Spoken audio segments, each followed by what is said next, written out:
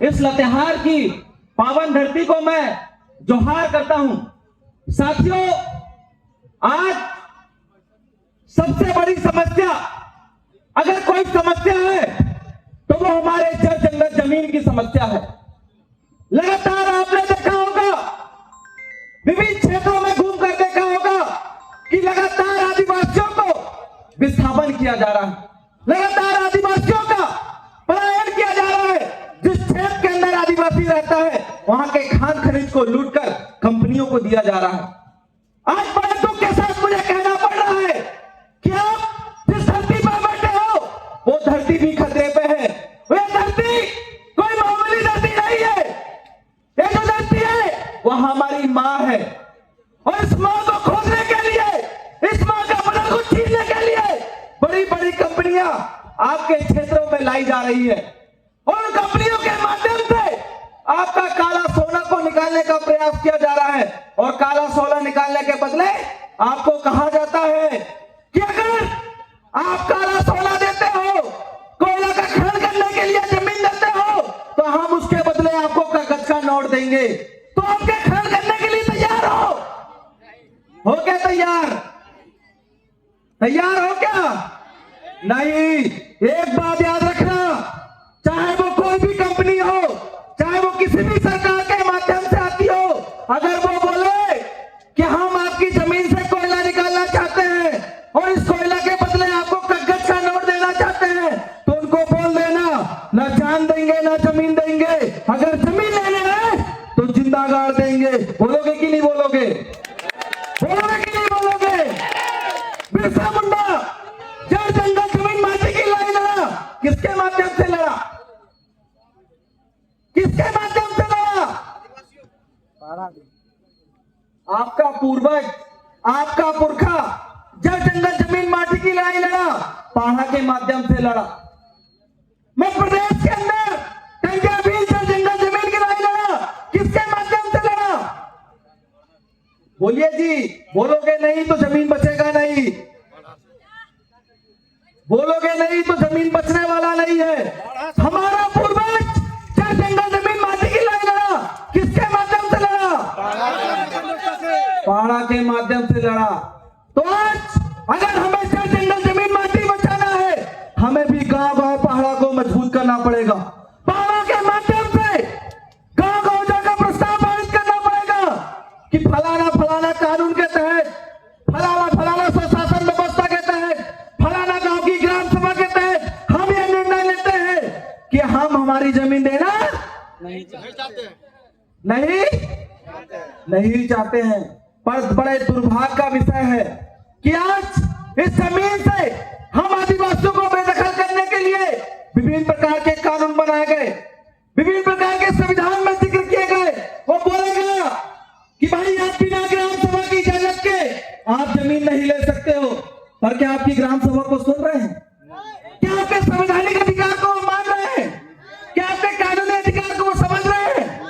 नहीं समझ रहे हैं। झारखंड गोड्डा की आपको बात बतलाना चाहता हूं। यहाँ तो चंद मुट्ठी भर लोग यहाँ पर बैठे हैं। झारखंड गोड्डा का मामला बताता हूं। वहां पर इतने सारे लोग आए थे, इतने लोग वहां एकजुट हुए थे अपनी जमीन बचाने के लिए। ना उनको मुआवजा दिया, ना ही प्रोत्साहन किया, कुछ भी नहीं दिया, और उनकी जमीन पे आज भी खनन है। और वहीं पर बड़े बड़े संवैधानिक जानकर ये कहते थे कि हम संविधान के माध्यम से जमीन बचाएंगे। बचा के जमीन आप पता कीजिए। गोड्डा वाले मामले में अगर गोड्डा के जमीन का खनन रुका हो तो मैं बोलना चाहता हूं, आज तक खनन नहीं रुका है, आज भी खनन जारी है। वैसे ही कुछ चंद मुट्ठी भर लोग आपको बोलेंगे कि हम आपका जमीन बचा देंगे, हम आपका जंगल बचा देंगे, हम आपका खान खनिज बचा देंगे। ये संभव नहीं है। ये जो लड़ाई है आपको स्वयं लड़ना पड़ेगा। ये जो संघर्ष है आपको स्वयं करना पड़ेगा। बाहरी लोग आके सिर्फ आपको ज्ञान दे सकते हैं, बाहरी लोग आके सिर्फ आपको भाषा दे सकते हैं, बाहरी लोग आके सिर्फ आपको समझा सकते हैं। लड़ना किसको है? लड़ना किसको है? जल जंगल जमीन की लड़ाई कौन लड़ेगा? जल जंगल जमीन की लड़ाई कौन लड़ेगा? अगर जमीन को बचाना है तो क्या चलाना होगा? जमीन को बचाना है तो क्या चलाना होगा? पहाड़ा चलाना होगा। क्या चलाना होगा? पहाड़ा चलाना होगा। हमारे पूर्वजों ने इस जंगल जमीन को सुरक्षित करने के लिए गांव की अपनी एक सुंदर पारंपरिक स्वशासन व्यवस्था बनाया, जिसके माध्यम से अपने खान को, खनिज को, जड़ को, जंगल को, जमीन को सुरक्षित करके रखा। पर आज बड़े दुर्भाग्य के साथ मुझे कहना पड़ रहा है कि आज हमारे ही आदिवासी समुदाय के लोग हमारे हरा सोना को उजाड़ने का काम कर रहे हैं। बताइए कितने लोग तेंदुपत्ता तोड़ने गए थे अभी? कितने लोग गए थे तेंदुपत्ता तोड़ने? सारे के सारे लोग गए थे, क्योंकि उसके बदले में आपको क्या चाहिए था? चूरन का नोट चाहिए था। कौन सा नोट चाहिए था? चूरन नोट। कौन सा नोट चाहिए था? नोट चाहिए था।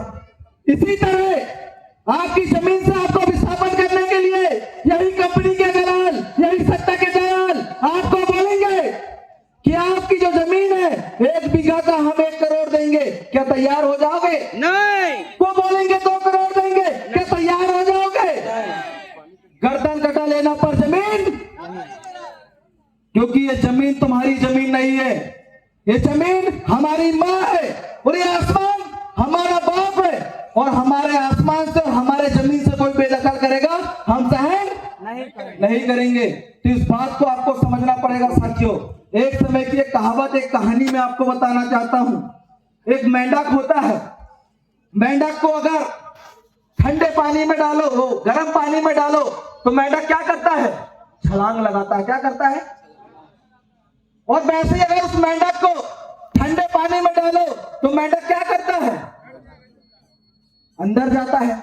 थोड़ा सा आग का टेम्परेचर बढ़ाते हैं, मेंढक क्या करता है? एडजस्ट करता है।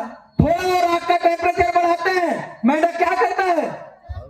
एडजस्ट करता है। जैसे ही आग का टेम्परेचर ज्यादा बढ़ जाता है, मेंढक क्या करता है? छलांग लगाने की कोशिश करता है। किसकी कोशिश करता है? तो क्या मेंढक छलांग लगा पाता है? छलांग लगा पाता है? तो मेंढक को मारा किसने?